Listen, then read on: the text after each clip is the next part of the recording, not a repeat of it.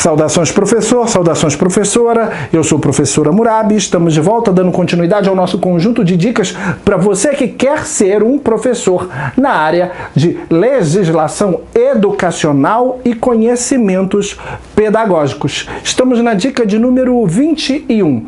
Nesse bloco vamos falar do artigo 5º da LDB, mais especificamente do caput, e vamos tratar de duas palavras fundamentais na interpretação do caput da cabeça do artigo 5º.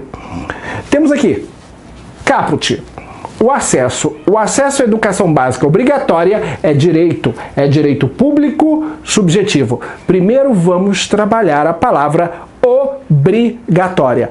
O acesso à educação básica obrigatória. De que educação estamos falando? De que etapas estamos falando?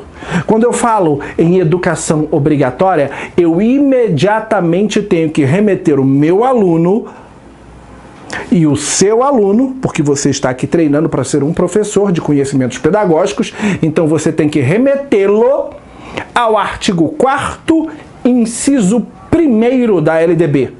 No artigo 4º, inciso 1º, temos qual é a etapa do ensino que efetivamente é obrigatória, que é a educação básica dos 4 aos 17 anos de idade. Isto mesmo, educação básica dos 4 aos 17 anos. Então aqui no artigo 5º, quando ele fala que a educação básica obrigatória é direito público subjetivo, o legislador está dizendo que a educação que é direito público subjetivo é aquela dos 4 aos 17 anos, porque é esta que é obrigatória.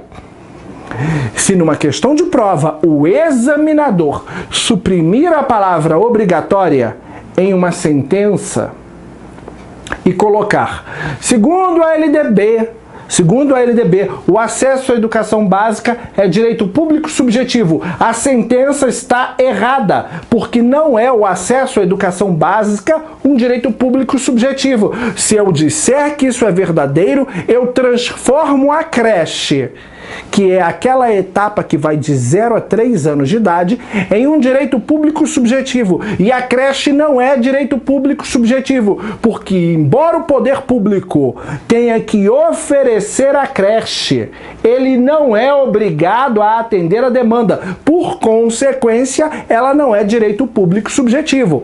Se o poder público fosse obrigado a atender a demanda da creche, então eu poderia dizer sim que o acesso à educação básica, que vai abarcar desde a creche até o ensino médio, final do ensino médio, é direito público subjetivo. Mas como o poder público não é obrigado a atender a demanda da creche, eu não posso dizer que o acesso à educação básica é direito público subjetivo. Como o poder público só é obrigado a atender a demanda dos 4 aos 17 anos, isto é, da pré-escola até o ensino médio, final do ensino médio, limitada à idade de 17 anos, então somente a educação básica obrigatória, porque se obrigatória é dos 4 aos 17, que será direito público subjetivo. Então a supressão da palavra obrigatória em uma sentença de prova torna a creche também direito público subjetivo, e isso em prova implica erro. Isto é um erro em prova. Então cuidado com esta palavra obrigatória, ensine para o seu aluno que a supressão dela implica erro em prova.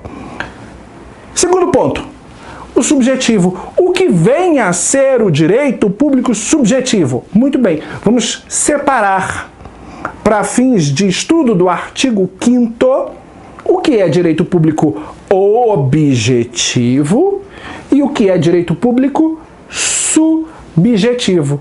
São dois campos, duas áreas distintas do direito, não obstante, interdependentes. Uma não existe praticamente sem a outra, genericamente falando. Então, eu trouxe para você aqui uma definição de um doutrinador da área do direito, do professor José Cretella Júnior. Direito público objetivo. Preste atenção que eu estou falando de direito objetivo ainda. É considerado como direito objetivo o conjunto de regras jurídicas obrigatórias, também conhecidas como norma agendi, em vigor no país numa dada época. Traduzindo, aquele direito que está escrito na norma, escrito na lei, naquele ato administrativo normativo, na própria Constituição, nas leis orgânicas do município, na lei orgânica do Distrito Federal, este direito que está ali escrito, isto é, positivado, é o que chamamos de direito público objetivo. Essa é a ideia de objetividade do direito. É o que está escrito e vigente e eficaz em determinada época. Seu contraponto, aquilo que depende dele, porque são interdependentes, é o direito público subjetivo, objeto do estudo deste vídeo. O direito público subjetivo é a prerrogativa que nasce do direito objetivo. A prerrogativa do indivíduo que é beneficiário do direito de exercê-lo, de provocar, se for necessário, o Estado para poder exercer o direito que está prescrito, objetivado, positivado na norma jurídica. Segundo Crudy, por exemplo, o direito público subjetivo é aquele pelo qual o titular de um direito pode exigir direta e imediatamente do Estado o cumprimento de um dever e de uma obrigação do Estado. Óbvio, o dever do Estado, a obrigação por parte do Estado. E não acaba aí. Eu também posso dizer que direito público subjetivo, também conhecido como facultas agendi. Norma agendi é objetivo, facultas é subjetivo. Segundo o próprio José Cretella Júnior, o direito subjetivo pode ser definido como, abre aspas, a faculdade ou possibilidade que tem uma pessoa de fazer prevalecer em juízo a sua vontade consubstanciada no interesse. Por óbvio, essa vontade consubstanciada no interesse está prescrita em lei. E por último, uma última definição, direito público subjetivo é o interesse protegido pela lei mediante o recolhimento da vontade individual. Então, em curtíssimas palavras, é a capacidade que tem o indivíduo de agir, de provocar o Estado para fazer valer seus direitos e prerrogativas que estão prescritos e protegidos numa norma jurídica escrita, geralmente na lei. Então, por exemplo, quando nós temos um indivíduo que é beneficiário do direito à educação e ele está ali entre 4 e 17 anos de idade, o Estado tem a obrigação de atender a demanda. Se ele começar a procurar escolas dentro daquilo que a lei determina e lhe assegura como direito e não encontra, ele pode procurar o Conselho Tutelar, ele pode procurar o juiz da comarca, ele pode procurar o Ministério Público para fazer valer a sua prerrogativa de vaga, por exemplo, na rede pública, da escola de educação básica mais próxima da sua residência, por exemplo.